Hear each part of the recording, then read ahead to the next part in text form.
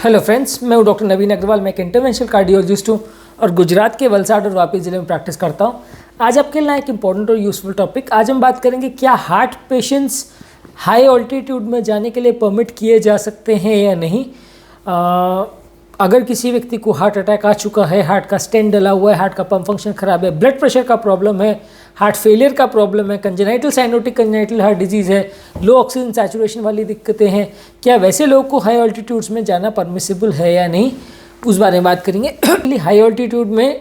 Heart patients के लिए risk तो रहता है, पर कौन कौन से पेशेंट को हम परमिट कर सकते हैं और क्या क्या चीज़ों की सावधानी बरतने की ज़रूरत है, आज उस टॉपिक पर बात करेंगे। ये टॉपिक काफ़ी इंटरेस्टिंग, प्रैक्टिकली यूजफुल और नए किस्म का होगा, इसलिए रिक्वेस्ट करूँगा कि एंड तक देखें। जो लोग हमारे चैनल पर नए हैं उन्हें रिक्वेस्ट करूँगा कि चैनल को सब्सक्राइब करें। ऐसा करने से हमें चैनल को कंटिन्यू करने के लिए मोटिवेशन और इंस्पिरेशन मिलती है।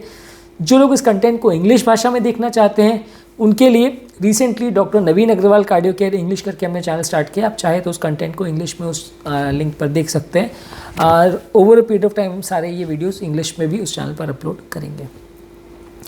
देखिए, अगर किसी व्यक्ति को हार्ट का प्रॉब्लम है और हाई ऑल्टीट्यूड पे वो रेगुलरली नहीं रहता हो, एडवेंचर स्पोर्ट्स के लिए जाना चाहता हो, तो यूजुअली तो हम चाहते हैं कि ऐसा ना हो, क्योंकि हाई ऑल्टीट्यूड में सडन ऑक्सीजन सैचुरेशन का ड्रॉप होना और जान का खतरा होने का चांसेस, ब्लड प्रेशर शूटअप होने का चांसेस, राइट साइड के पल्मोनरी प्रेशर बढ़ने का चांसेस, लंग्स में निमोनिया और इन्फेक्शन होने का चांस, ऑक्सीजन सैचुरेशन की वजह से पल्मोनरी एडिमा होने का चांस, ये सब कंपैरेटिवली हार्ट फेलियर पेशेंट्स में होने का चांस काफ़ी ज़्यादा है। यानी किसी भी व्यक्ति को अगर हार्ट का पंप फंक्शन काफ़ी ख़राब है तो उसको as far as possible high altitudes पे जाना अवॉइड ही करना चाहिए। जान का खतरा रेगुलर व्यक्ति से काफ़ी ज़्यादा होगा। अगर जाना भी चाहते हैं तो कंपैरेटिवली लोअर ऑल्टीट्यूड्स वाले रेंजेस पर जा सकते हैं एज़ कम्पेयर्ड कि हाई ऑल्टीट्यूड्स पे। माना जाता है कि अगर आप 2000 मीटर तक जा रहे हैं, यानी 6560 स्क्वायर मतलब फीट के हाइट तक अगर आप जा रहे हैं, जो लगभग 2000 मीटर के आसपास आता है, तो उसके लेवल से आप नीचे जा रहे हैं तो सैचुरेशन का उतना प्रॉब्लम नहीं आता, ऑक्सीजनेशन का उतना प्रॉब्लम नहीं आता है। आप चाहे तो जा सकते हैं उसमें।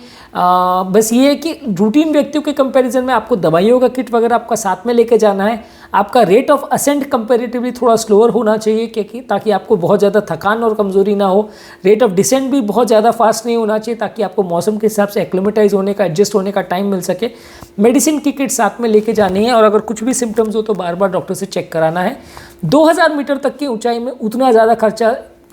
प्रॉब्लम नहीं है, रिस्क उतना ज़्यादा नहीं है, क्योंकि उस लेवल तक अगर आप जाते हैं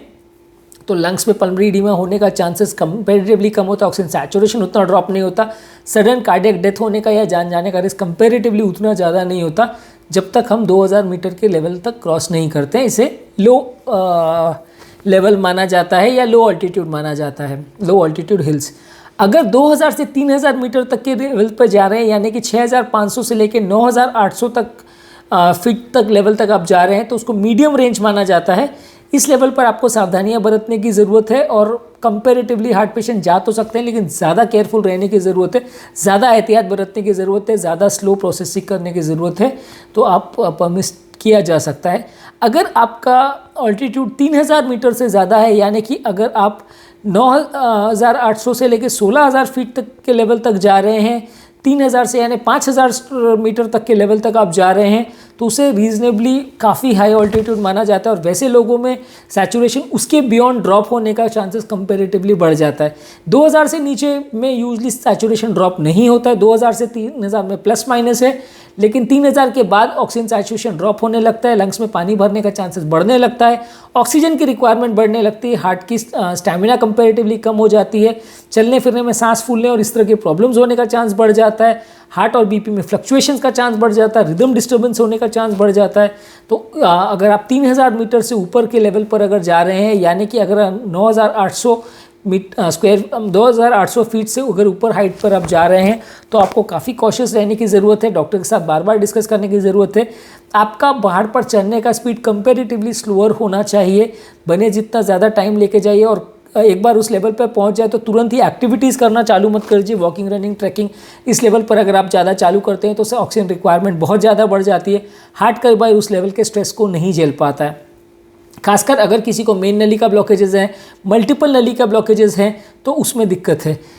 जो व्यक्ति को हार्ट फेलियर नहीं है, पंप फंक्शन 45% से ऊपर है और अगर उनको सिर्फ स्टेंट डला हुआ है, कोई प्रॉब्लम नहीं, कोई ब्लड प्रेशर का वो नहीं है, स्टेंट डले भी 6 मंथ से ज़्यादा हो चुका है, तो वो कंपैरेटिवली सेफली ये सब चीज़ों को कर सकते हैं। पर वैसे लोगों को भी ये हिदायत दी जाती है कि ओवर एग्जर्ट नहीं करे, बहुत ज़्यादा एक दिन में अपने आप को एग्जर्ट ना करे, बहुत ज़्यादा स्ट्रेस ना ले, नहीं तो थोड़ा सा रिस्क हो सकता है। पर अदरवाइज अगर किसी का 45% से पंप फंक्शन अच्छा है, चलने का स्टैमिना अच्छा है, रेगुलर बेसिस पे वो चलना फिरना दौड़ने का एक्टिविटीज़ करते हैं, स्टैमिना ठीक है, तो उनको हाई अल्टीट्यूड में जाने में उतनी बंदिशें या रुकावट नहीं है। लेकिन अगर किसी का पंप फंक्शन 45% से नीचे है, चलने फिरने में सांस फूलती है, वैसे लोगों को अगर ब्लॉकेजेस हैं लेकिन ट्रीटमेंट नहीं हुआ है, बहुत सारे ब्लॉकेजेस हैं,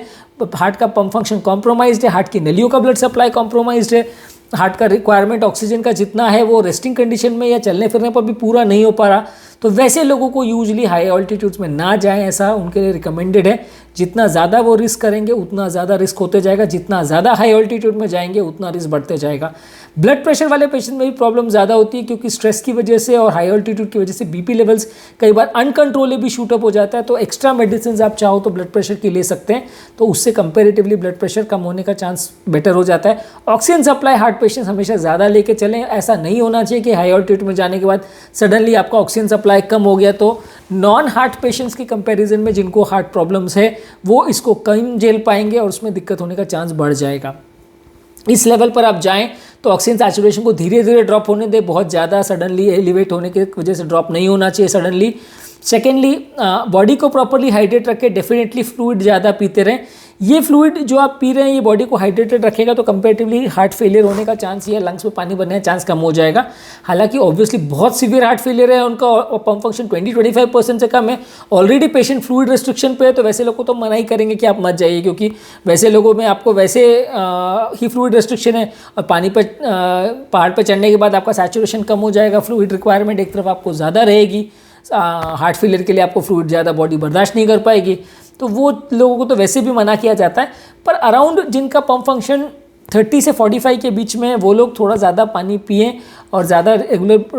बेसिस पे एक्सरसाइज करें। जाने से पहले आप काफ़ी दिनों तक एक्सरसाइज करके बॉडी को एक्लिमेटाइज करने की कोशिश करें, बॉडी को हैबिटेट उस तरह के एनवायरनमेंट में रहने की प्रैक्टिस करिए, लो ऑक्सीजन सैचुरेशन में रहने की प्रैक्टिस करिए, बार बार अगर छोटे मोटे पहाड़ आपके आसपास हैं तो उसको पे चढ़ने का प्रैक्टिस कीजिए, तो आपका स्टैमिना बिल्डअप होगा और आपको कंपैरेटिवली जो है सांस फूलने का प्रॉब्लम कम होगा, लोअर लेवल्स ऑफ ऑक्सीजन में झेलने का स्टैमिना कम हो जाएगा।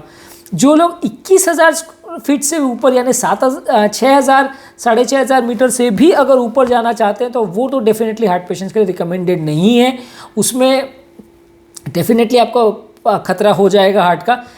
रिसेंटली मेरे कुछ कलीग्स वगैरह भी माउंट एवरेस्ट के हाइट्स पर चढ़ने को गए थे, 6,000 मीटर से भी ऊपर तक चढ़ने को ले गए थे।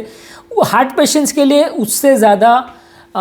लेवल्स पर जाना, जिन लोगों का अनट्रीटेड हार्ट डिजीज़ है, पंप फंक्शन 45 से कम है और उनका ऑक्सीजन सैचुरेशन भी बॉर्डर लाइन है या उनका स्टैमिना लेवल्स कम है, रेगुलर बेस पे मैराथन या इस तरह की एक्टिविटीज़ नहीं करते हैं, वैसे लोग को उम्र ज़्यादा है, पहले हिस्ट्री ऑफ हार्ट अटैक हुआ है, रिदम अनस्टेबल है, वैसे लोगों को कंपेरेटिवली ऐसा 6,000 मीटर से ऊपर तो डेफिनेटली नहीं जाना चाहिए। उससे कम वाले केस में भी ज़्यादा सावधानी रखें तो ज़्यादा अच्छा है, बॉडी को ज़्यादा टाइम दे एडजस्ट होने के लिए, कंपेरेटिवली उतना वजन वगैरह भी ना उठाएं और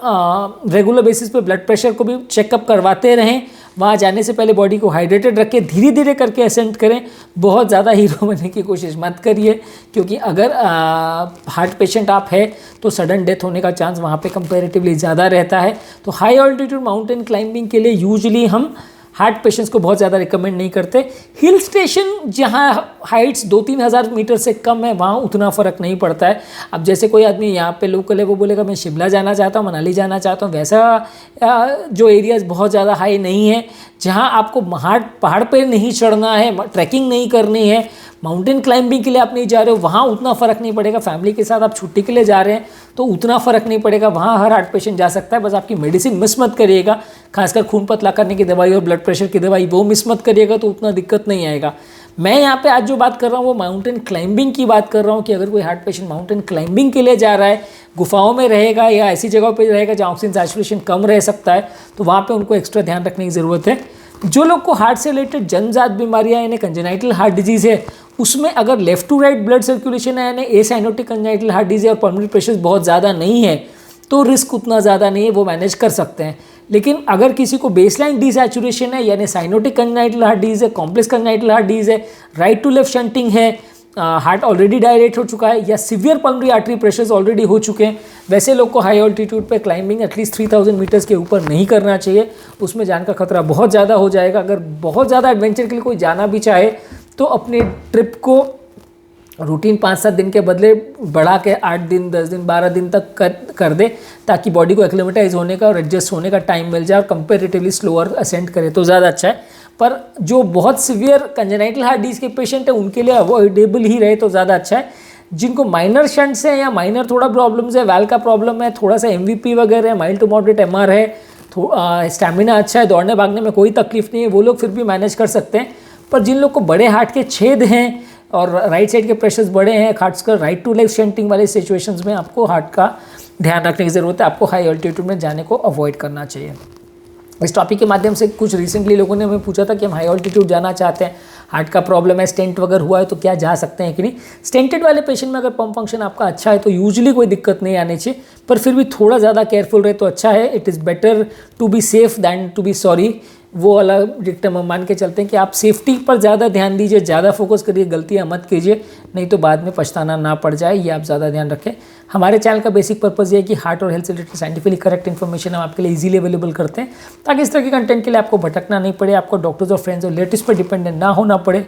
डॉक्टर्स कई बार टाइम कंस्ट्रेंट की वजह से सारी चीज़ें नहीं बता पाते हैं, और फ्रेंड्स और रिलेटिव से मिली हुई इन्फॉर्मेशन कई बार आधी सही आधी गलत होती है, जिसको फॉलो करने से फ़ायदा होने के बदले कई बार नुकसान हो जाता है। हम चाहते हैं कि इस तरह कंटेंट आपके लिए इजीली अवेलेबल रहे, ताकि आप अपनी बीमारी को समझ सकें, बीमारी को बेटर मैनेज कर सकें, डॉक्टर के साथ बेटर डिस्कस कर सकें और अपनी लाइफ को बेटर बना सकें। यदि आपको हमारे चैनल का कंटेंट अच्छा लगता है तो वीडियोज़ को लाइक कीजिए, चैनल को सब्सक्राइब कीजिए। यदि आपको लगता है कि कंटेंट आपके फ्रेंड्स और रिलेटिव्स के लिए यूजफुल हो तो लिंक को उनके साथ शेयर कीजिए। और यदि आपके कोई कमेंट्स, क्वेरी, सजेशंस है या कोई टॉपिक्स पर आप चाहते हैं कि हम वीडियोस बनाएं तो नीचे कमेंट बॉक्स में उनके बारे में बताइए। हम फ्यूचर में उन टॉपिक्स को कवर करने का प्रयास करेंगे। अंत में मैं डॉक्टर नवीन अग्रवाल तहे दिल से आपका शुक्रिया अदा करूँगा कि आपने इस टॉपिक को देखा। डेफिनेटली आपको इससे कुछ सीखने को मिला होगा।